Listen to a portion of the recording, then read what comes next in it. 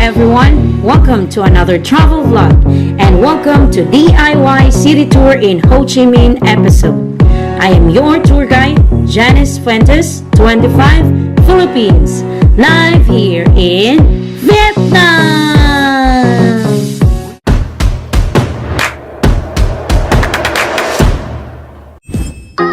We started our tour at 10 in the morning and booked a Grab car to the Unification Palace, which is our first stop, and it cost us 25,000 Vietnamese dong or 0.11 USD. So we made it here at the Independence Palace of Ho Chi Minh. Independence Palace or Unification Palace is a landmark in Ho Chi Minh. It was the home and the workplace of the President of South Vietnam during the Vietnam War. It was the site of the end of the Vietnam War during the fall of Saigon. Entrance fee is 40,000 Vietnamese dong or 1.75 US dollars. It opens from 7:30 in the morning to 11 a.m. and 1 to 4 p.m. So we decided not to get inside, so we just take some pictures outside. So that's it.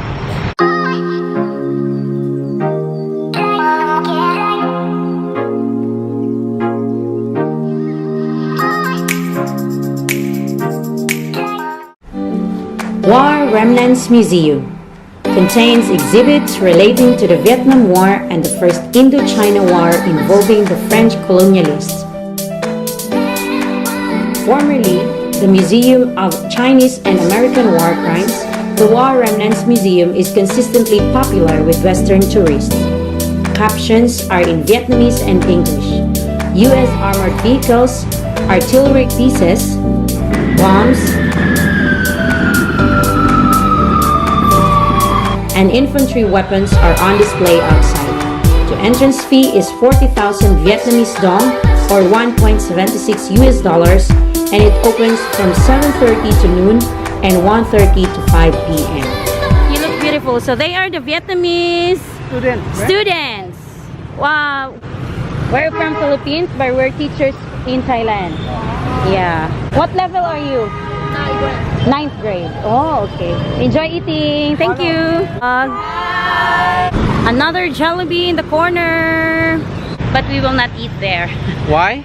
Why? Because there is no gravy. Yes, sauce. we are looking for a gravy. There's no gravy there. Teka, let's go, yeah. Grabe dito, guys. Anywhere you can find motorcycle. Even in the sidewalk, you can see motorcycle. Look. Oh, look. Ayan. Oh, di ba? Sidewalks. So, the one who will adjust here is the one who is walking on the sidewalk. Okay? Welcome to Vietnam!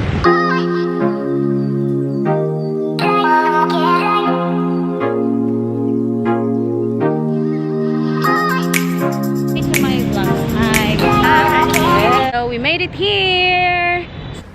Notre Dame Cathedral Basilica of Saigon, built in the late 1880s by French colonists, is one of the few remaining strongholds of Catholicism in the largely Buddhist Vietnam. This cathedral is located in a peaceful garden setting in the middle of downtown Ho Chi Minh District 1. We didn't get the chance to get inside because the cathedral is currently closed for refurbishment. You know, guys, I observed that the church here is almost the same with the church that we have in our school. I'll show you this.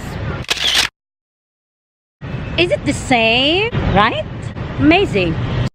Right across the way from Notre Dame Cathedral is the Ho Chi Minh City Post Office or the Saigon Central Post Office. The building was constructed when Vietnam was part of French Indochina in the late 19th century.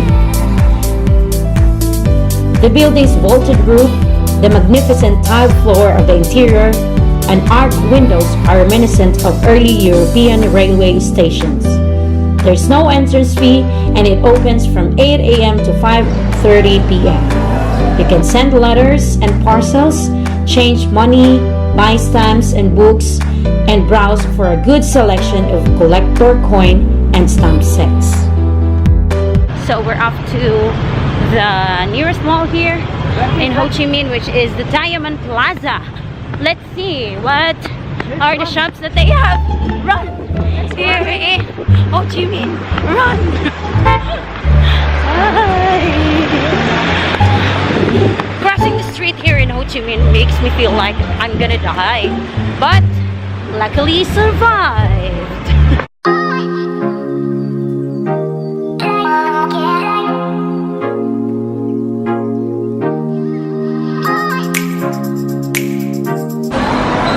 Corn soya milk.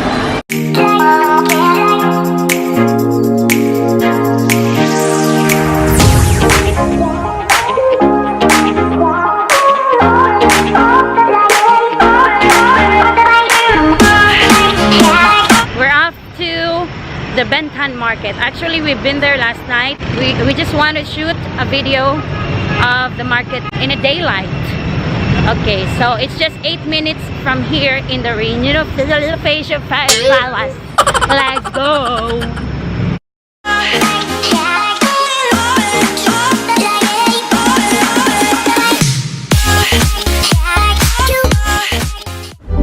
Off to our last stop is the Bentan Market. It's a large marketplace in Central District 1, Ho Chi Minh City, Vietnam. This market is one of the earliest surviving structures in Saigon and an important symbol of Ho Chi Minh City. Popular with tourists seeking local handicrafts, textiles, and souvenirs as well as local cuisine. Opens from 5:30 a.m. to 6 p.m. And so we have a Vietnamese friend here. Her name is Marimam. And You say hi. You say hi. Hi! and also What's your name again? Carmela. Carmela. Carmela. And I'm wholesale the Nocte if you want mura for you. Okay. I observed that the prices inside the market are more expensive than outside, and it opens 6 p.m.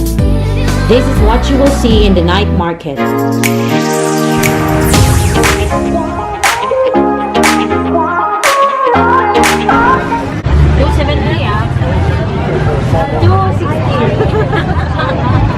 Final, okay. Yes. Sikreto dito guys, tawad ka lang ng tawad hanggang sa ibigay. Tingnan mo, 500 ang binigay sa akin una, pero nabili ko ng 200 at 10 ka. I ate balut, that is a duck egg with embryo, which is my favorite, and it cost 10,000 Vietnamese dong. Palalampasin ko ba ang balut dito sa Vietnam? Ha, hindi. Kain tayo guys.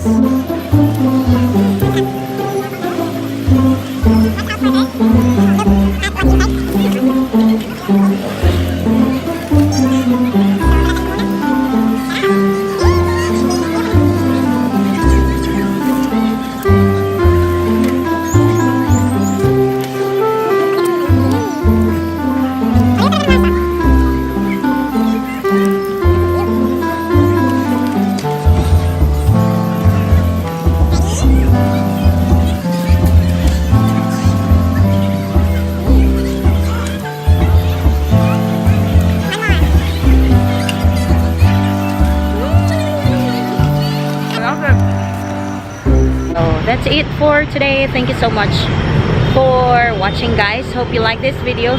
If you're planning to come here to Ho Chi Minh, then you can visit those places. It's just very near. Okay, so if you like this video, please give it a thumbs up guys, big thumbs up. And if you have not subscribed to my channel, please click the bell button below with the red button with the bell button below. Thank you. Bye bye.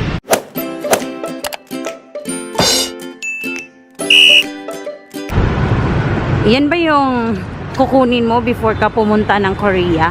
Visa.